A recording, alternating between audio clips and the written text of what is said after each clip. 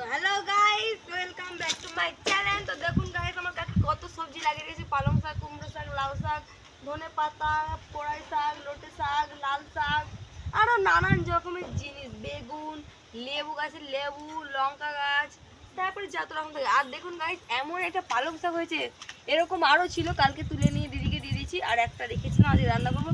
তো দেখুন আজকে আমি এটা করবো, কত বড় গাইস, একটা রান্না করলে সব হয়ে যাবে। তো এটা আমি গোড়া থেকে কেটে নেবো যেন সাইড থেকে আবার বেরোয়, ঠিক আছে? আমি গোড়াটা উপড়াবো না। দাঁড়া দাঁড়া দাঁড়া দাঁড়া, সেই লেভেলে কোথাও চোখে এত হাসি পাচ্ছে, ভয় ব্যাগ রেখেছি, চালু করছি, কাটাটাও দেখাবো। নরম গাইস, শিক পালং বলে বলবেন না যে বুড়ো হয়ে গেছে। দেখুন এক্ষুনি কাটা হয়ে গেল গাইস, কত বড় গাছটা দেখুন, আমার সমান হয়ে গেছে। ঠিক আছে গাইস, তো আর কাটবো না, একটাই কাটবো।